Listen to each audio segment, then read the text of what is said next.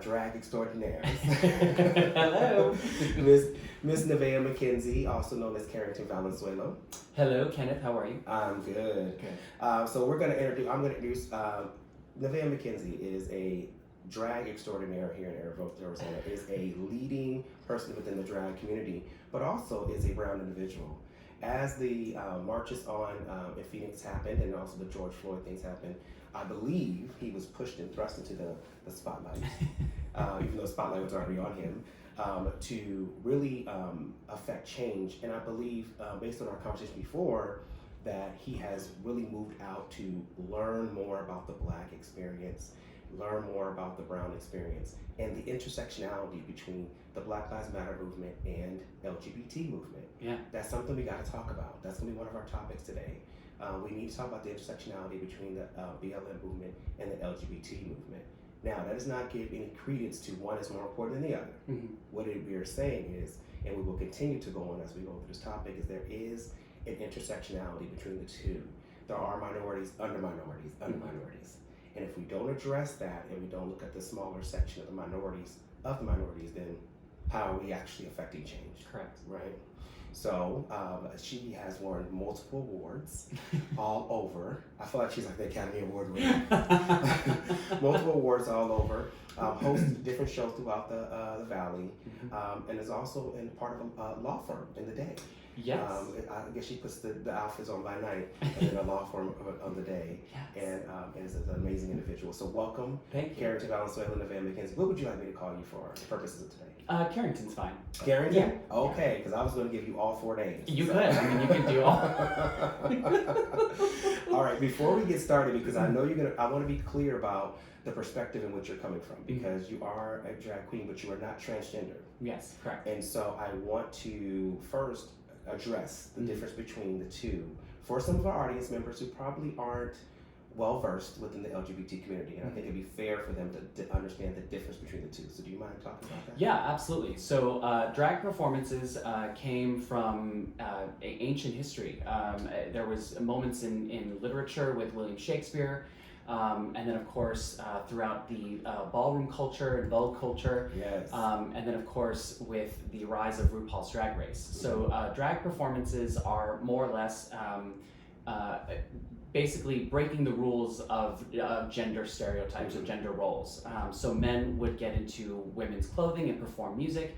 Now it's sort of ballooned and manifested to where there's biological male performers now, femme performers, which is real biological women getting into drag. So there's just a wide array of art that has developed within the drag world, but it is only for just performative reasons. Yes. It is not a lifestyle that is more or less taken with you on a day-to-day basis, as opposed to transgender, which is where you are born into a gender that you internally don't feel is the right one you were made for. So men can transform into women. Women transform into men, so it's a very, very specific difference that needs to be established. Right. So when the Nevaeh Mckenzie is done with her show, she takes off Nevaeh Mckenzie and he becomes Karrington. Correct. There is no I'm going to work as Nevaeh Mckenzie Monday morning, because you could, but that's not your bag. You are a performer. It's for performance. It's like people see RuPaul, who's the biggest drag queen of all time. Yeah. Right? Let's talk about it. Drag impersonator, and he wears suits when he's not getting paid. Yeah. That's what he says. You pay me, I will wear the drag. Which really inform our audience of the things that are going on within the community and why there's a need to bring people along. As we go into our next unity, first I want to say shout out to Nia Stars Production, for putting this together and helping us kind of move everything along. So moving forward, we're going to talk about a call to action. We always have a call to action, usually at the end of the podcast, but today I wanted to call to action kind of just right off top. For a number of months now, Black and brown people in Phoenix, Arizona have been marching like never before. Nothing we've ever seen before in the history of Phoenix, Arizona politics. When we did the Martin Luther King March many years ago, it was organized, it was widely spread, it was publicized, and it was one day. Then they went back and did all the other work on the legislation and all that kind of stuff. People worked really hard, but it was one day.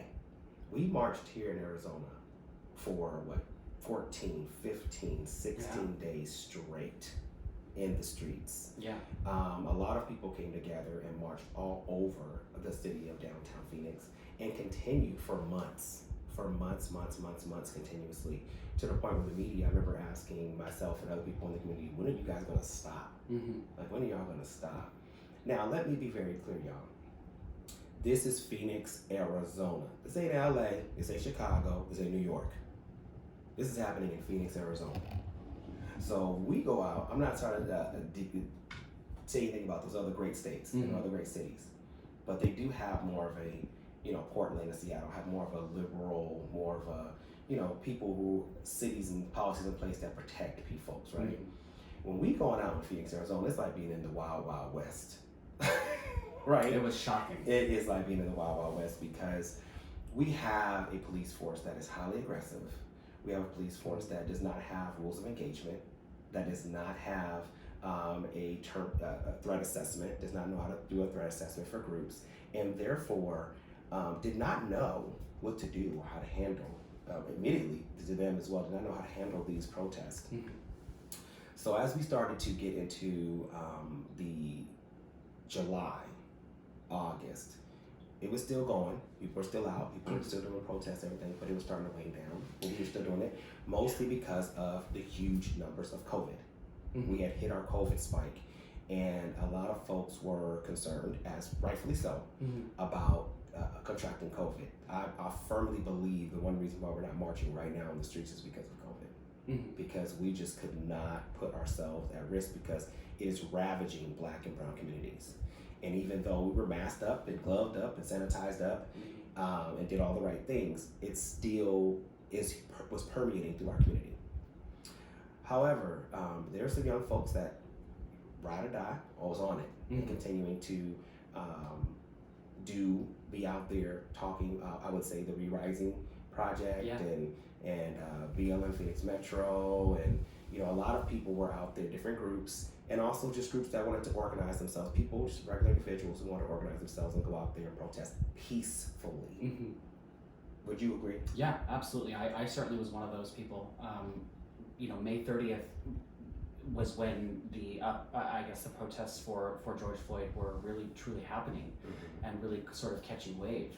And I was watching thinking, well, I don't want to go and protest or be involved, because this is their space. This is a Black and brown man and woman's space, and I don't want to jump in and disrespect that space. Right.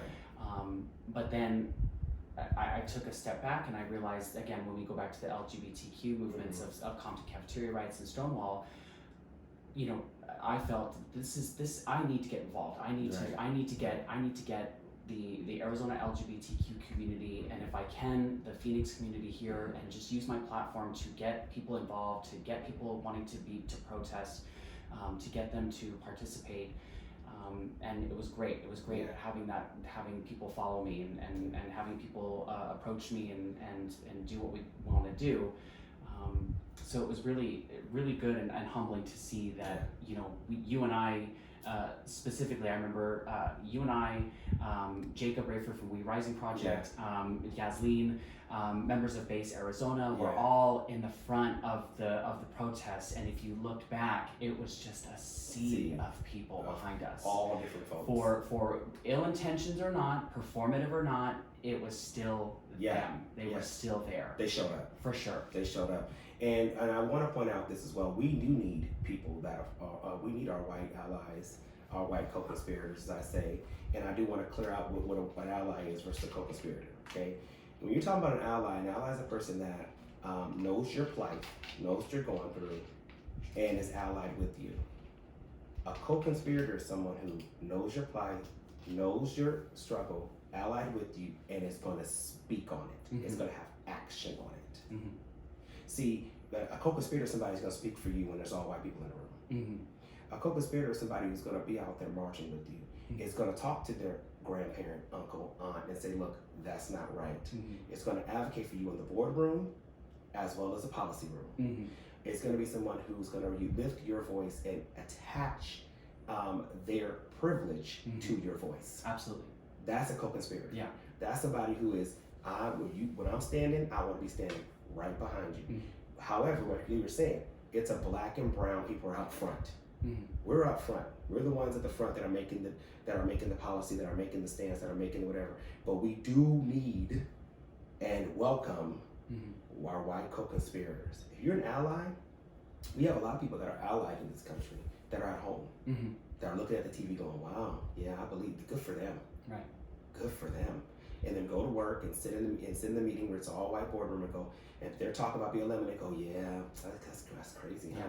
It was so funny, and yet it's so shocking and eye-opening to me that when I started doing the protesting and really sort of promoting it and you know, getting myself in the newspaper, which my family was like, you need to slow down, you could get killed, you just don't know.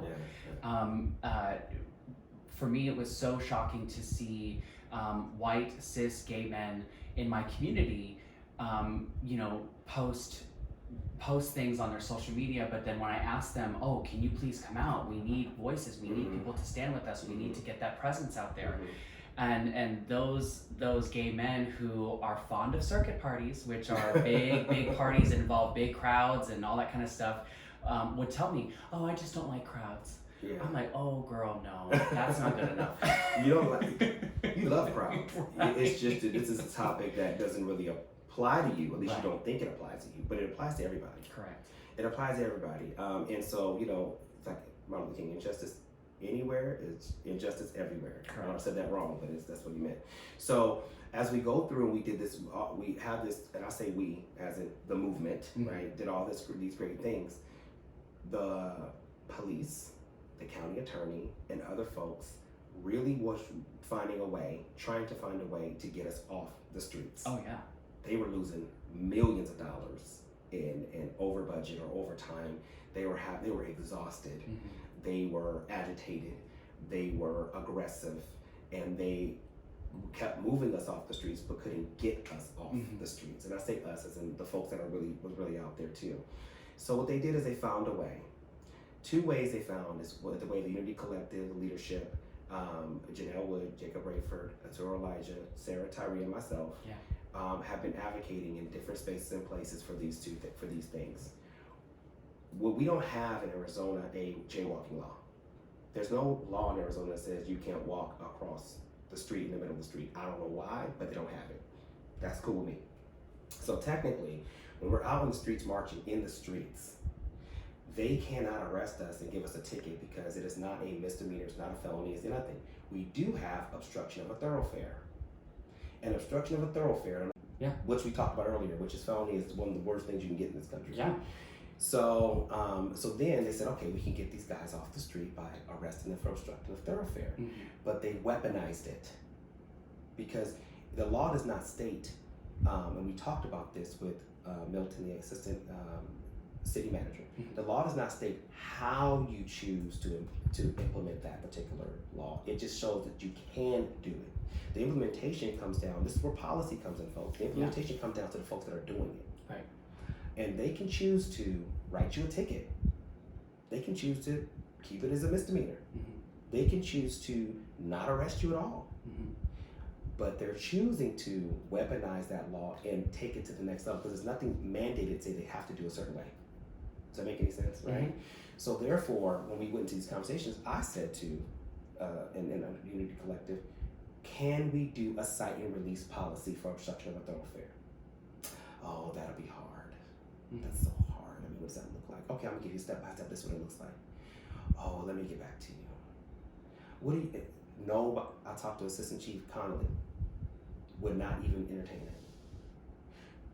It's safer and better to do that, but you want to weaponize this law against people. So that's the first thing they did to political persecutions here in Arizona. So that's what we're getting to. That's our topic. Is there are political prosecutions here in Arizona, persecutions that are happening because they are trying to kill the BLM movement. They want to get folks off the street. So this is one of the ways they've done it. They weaponized obstruction of a thoroughfare law and they start arresting leaders in the BLM movement off the streets. So when you don't see people on the streets anymore, COVID was one reason, also persecution was the other reason. It was the other reason was persecution. The other thing they did was, once they could arrest you for that obstruction of a thoroughfare, then they said, okay, if you knocked over a barrier, if you yelled and screamed the F word, if you did anything that was a little unruly, oh, you have to be a felony because you're obstructing the property. And the way that they made it sound like in the meeting with the police officer, we got bombs being lit off. Yeah. I'm like, have you seen a riot? Oh, they'll add riot charges. Have you seen? I'm like, I told the police officer, I said, have you actually seen a riot? I'm from LA. Have you seen a riot? Mm-hmm. Like we ain't count Scottsdale when white folks went off. Yeah, that's what happened. that was a bunch of white people, a bunch of white kids that had nothing better to do but try to get themselves on social media, and they raided an Apple store and Scottsdale Fashion Square, which, hey, look, I'm not ever going to tell anybody, hey, go rob something because that's not what you're supposed to do. But their target was pretty good. I mean, I'm gonna give you out. You go to Scottsdale Fashion Square and Apple Store. Yeah, they shut it down. They shut down the whole mall. But wasn't a black person in sight. Wasn't nobody part of the BLM movement in sight. Yeah. So when you come to Phoenix, what were you trying to do? What were you trying to do? You're trying to arrest off the streets. Then the riot charges. Mm-hmm. Oh, because you're a riot. You're causing a riot. Yeah, there was one thing that I noticed, huge discrepancies between the Black Lives Matter peaceful protests and demonstrations. Yes, I understand that there was a little bit of property damage towards the beginning, but we're not even going to focus on that because I read a statistic somewhere that it was over a 6-month period for Black Lives Matter on a national, it was FBI. FBI reported that the peaceful demonstrations over a 6-month period for the Black Lives Matter, so from May until about November, December, if you will, that it was 93% peaceful. 93% peaceful. And then you come to Phoenix and you have the Black Lives Matter protests that were peaceful demonstrations, walking the streets of downtown, just a sea of people, and we were hounded. We were followed by the police. They were on bikes, they were in regular clothes, they were in their squad cars, they were in front of us, they were behind us, they were to the right, to the left. I mean, we were surrounded. I know, because I was there. And then you see protesters that supported that were Trump supporters, if you will, and they demonstrated against the election results. They swarmed they swarmed the recorder's office. AK-47. And what we see is that their protests, they were given a safe space. They were given a First Amendment. Yeah. Where was our safe space? Where was our place to demonstrate? Yeah. I mean, the only place that we consistently congregated in was at City Hall. But that was a starting point there. Yeah. That wasn't when then we mobilized. Yeah. So to see that, I was just dumbfounded. Yeah. I mean, when they had when Doug Ducey initiated the protocol for curfew. I mean, we were demonstrating on 3rd Avenue in Van Buren, and by 6:30, 7 p.m., because curfew was at 8 or 9, the squad cars were blocked from 7th Ave in McDowell to 7th Street in McDowell to Washington and 7th Ave. I mean, they encased us in. And people were getting arrested, people were getting thrown in the back of squad cars.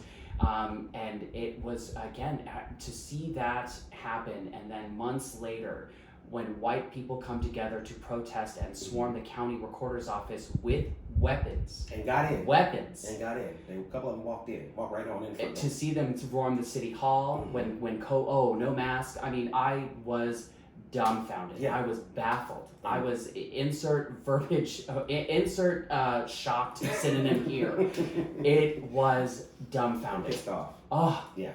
And 99%, I will say, you said 93% of the whole country, 99% of the protests here in Arizona and Phoenix were peaceful. Correct. I had posted when I saw that statistic, I had posted, funny how it's 93% peaceful over a 6-month period, yet January 6th was a 6-hour period and it was 100% violent. Say it again. Say it again for people. Say it again for the people in the back. It's funny that 93% of the Black Lives Matter protests were peaceful over a 6-month period, yet the January 6th riot, Capitol riot, was 100% violent in a 6-hour period. Yeah. tells you the disproportionality of what goes on when you don't have the complexion for protection. Hello, Paul Mooney. One of my favorite comedians. One of my favorite comedians. He says there is you have to have the complexion for the protection for the collection. And then you gotta talk like Paul Mooney talk like this. Protection for collection. Yeah. Paul Mooney is funny, Yeah. right?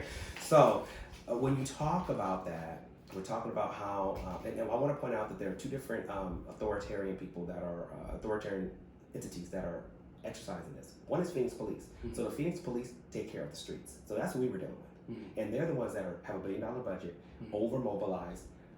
Joey Williams joined us. highly militarized, Yeah. and like again, go back to threat assessment and rules of engagement. The sheriff's office is who took care of the First Amendment folks. Mm-hmm. So it's two different jurisdictions. Yeah. The sheriff is Paul Penzone, Right. who is duly elected by the people, who is a person that came after Arpaio, and we are very happy that he came after Arpaio, because it's like we were under Trumpism with Arpaio for 25 years. Yeah. Right? However, it tells you the difference in thought process. You have the sheriff's department who sees people with exercising their First Amendment right, has guns in front of a county recorder's office, who are, I was fearful. I was like, they gonna shoot that recorder's office up. Oh, I live on 4th Avenue, McKinley. I'm in the arts district. I can hear them from where, every time they have collected at the state capitol, Wow. I've been able to hear them. And Wow. there's been helicopter, I can't tell you how many helicopters I heard over that period. Over that period, right? And so they give them a First Amendment space, and that's the sheriff's office. And then you go to the Phoenix Police and you say, hey, look, we want to march down the street, we want to protest, we want to do it peacefully. And they go, well, we're not sure you guys are going to be peaceful. Mm-hmm. Why won't the group talk to us and tell us what they're doing? Well, you know what? The group that went in front of the county recorder's office did not tell anybody they were going to go there. Only person that told them to go to the county recorder's office was Trump. Mm-hmm. And they showed their behinds up there, and they were there. Mm-hmm. So what is your threat assessment? What's your rules of engagement when it comes to groups? Mm-hmm. The only reason why we were highly militarized and we were surrounded and we're getting political persecution is because of our skin color. Yeah.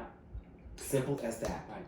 And because of what you saw in Ferguson, because of what you saw in Minneapolis, because of what you saw other places, you figured that black folks were going to burn the place down. Mm-hmm.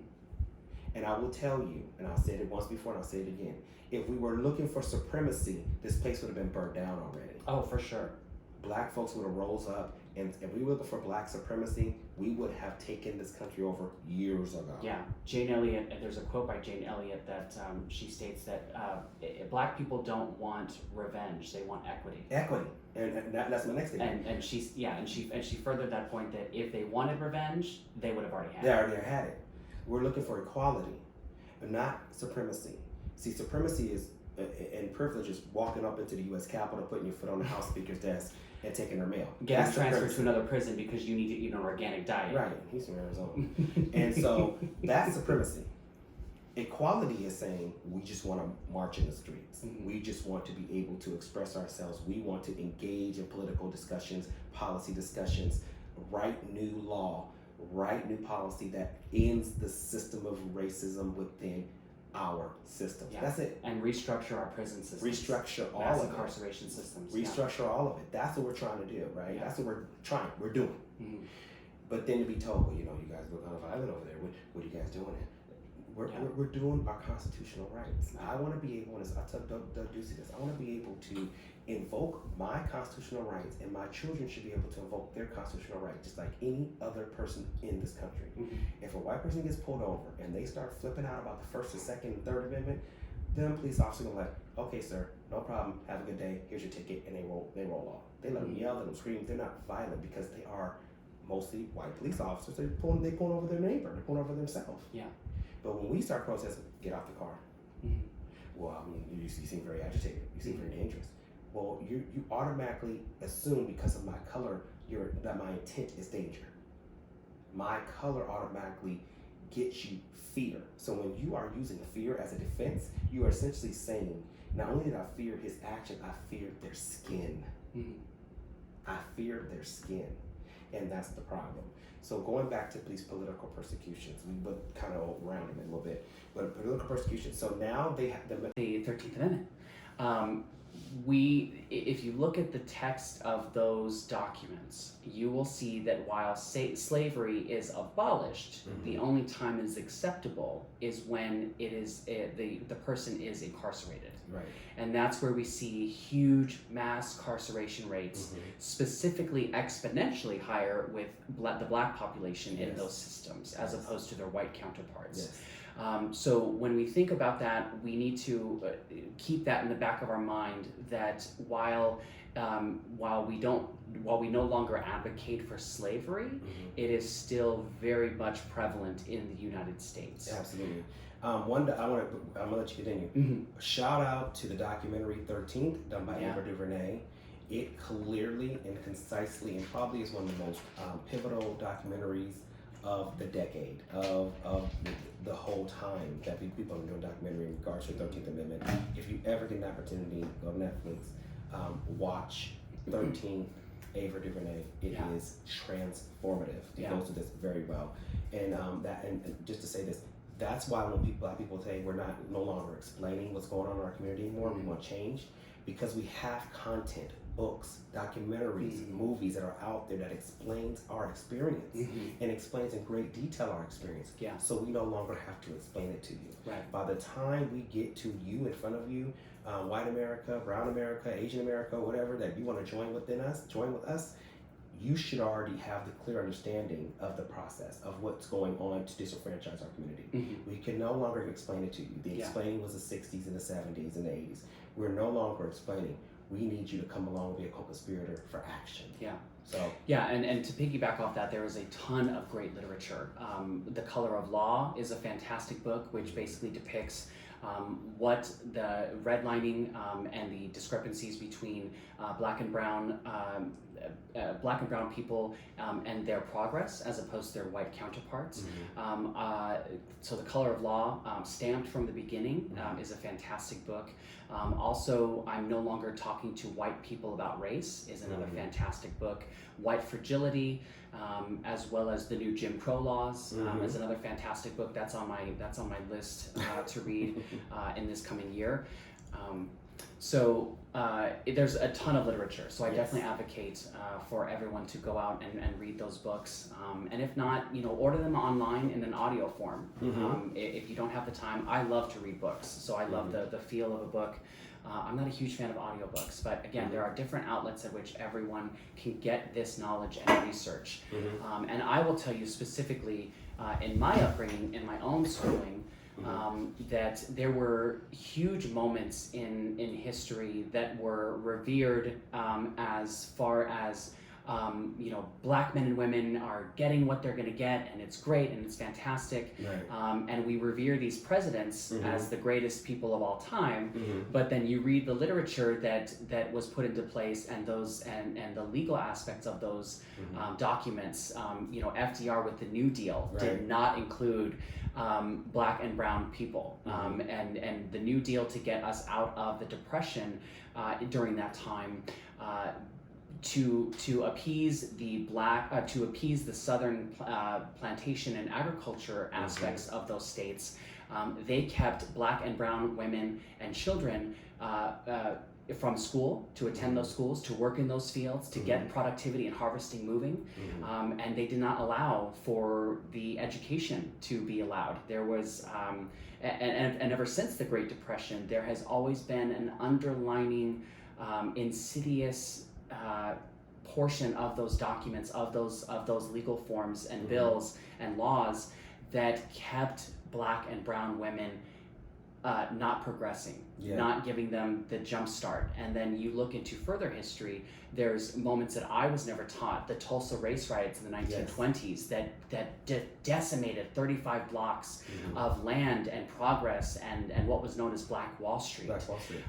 So it's important that, yes, while we understand that our history books are going to teach us certain things, it is dependent upon us to go out and research the true history of those things, and understand that while, again, the Emancipation Proclamation, the 13th Amendment, the Great New Deal, that those things, while they were fine, they had that underlining notion to keep systems of black and brown humans down and not progressing. In particular, the legal system.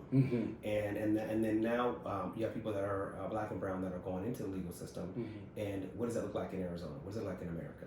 Yeah, so according to the American Bar Association, as of 2019, the racial makeup of law students in the U.S. was 60 plus percentage of white people, white students, as opposed to less than 13% of black attendance in law schools.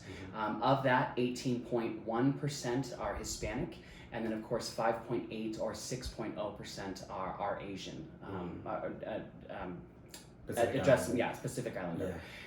So with that, if we're looking at the legal systems on how it pertains by those who put those laws into place, we're looking at allowing white men and women to make legal decisions as judges, legal decisions as lawmakers, and then of course attorneys to advocate for that law. Is if it's one color palette, there are going to be discrepancies. Absolutely. And so when we think about what law or legal representation looks like as of today, we need to take a look at exactly why is it that why would black and brown men and women want to get into those law schools to advocate for the law that continues to oppress their communities. Right. It's like going back to your abuser and going and getting slapped and then going, well, that's okay. Let me pay the mortgage this month. Why would they do that? Why would they do that? Why would and especially if you're taught within the system that system does not serve you. Correct. You've been taught since you were young that system, by engaging in that system, does not serve you. However, my thought process is that we need, those statistics alone are telling me that we need black and brown people in the legal system, because we can yell and scream from outside, but there's nobody advocating for us at the table. Right. And if you want to get to the table, you need to go to law school, become a judge, become a lawyer, become a prosecutor, become a defense attorney, you have to be in the spaces and the places where we're not at. That's why I do have respect for Vice President now Kamala Harris, because regardless of what you can say about some of the things she's done within California, some Californians, especially African Americans, are not happy with her. Well, because she was a prosecutor. Right. Well, we need to clarify that exactly what Kamala's prosecution record looked like was not of law or legal writings she created. Right. She was more or less prosecuting cases that the state and those in those government leadership positions were forcing her to Attorney append. General. She's her duty is to, as part of the executive branch, is to enforce what she's been given. So if she's been given a case, her duty is to enforce it if it's legally bounded. Correct. As the Attorney General, most of the time, the Attorney General does not show up in court. Right. The Attorney General is the head of the department and rarely is over cases personally. They oversee high priority, high level cases, and then they establish a policy and how the policy is written out for that particular branch of government. So people are upset about Kamala, but as a prosecutor, but she was at the table. She was there. She went to school. She went to Howard.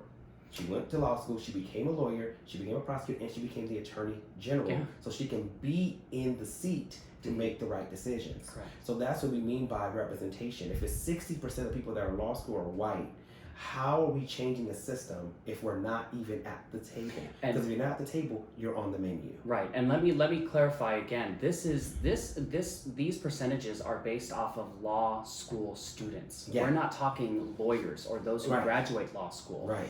Of that 13 or 14% of black law students, only 5%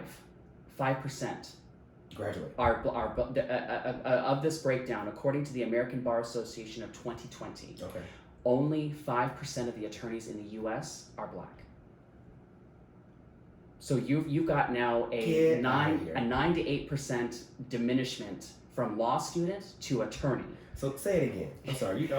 I'm shocked. That statistics shock me. Yeah. This is shocking. Yeah. It shouldn't be too shocking. I'm shook. I'm not shocked. I'm shook. Yeah. You're telling me that 5% of the people that are lawyers in America are African American. Correct. but 90% of the people that are in the criminal justice system are African American. Yeah, let's go ahead and let me just transition into what that looks like. So again, we want to take that the American Bar Association, as of 2019, the racial makeup of law students was 13%.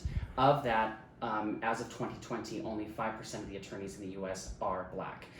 So when we look at that, we have to take into consideration how those law students get into law school and then complete their schooling. Yeah. So Black Americans and Hispanics tend to score lower on the law school admissions test, or the LSATs. Okay. So these test scores are not only they not only create academic barriers in regards to whether or not a person of color who's in an environment where they have to be the breadwinner of their home, whether they are unable to get access or resources by public libraries or even study tools in their environment. So when we look at that, when you take the LSATs, those scores, those test scores, are also contingent upon your accessibility to financial aid, yes, scholarships, yes, grants. So if you test low in a system like the LSATs, you then are not able to continue your education financially because a lot of those grants and scholarships are contingent upon your LSAT scores. your LSAT score. And then you do get in. Let's say you do get in, and you're at the top of your game, like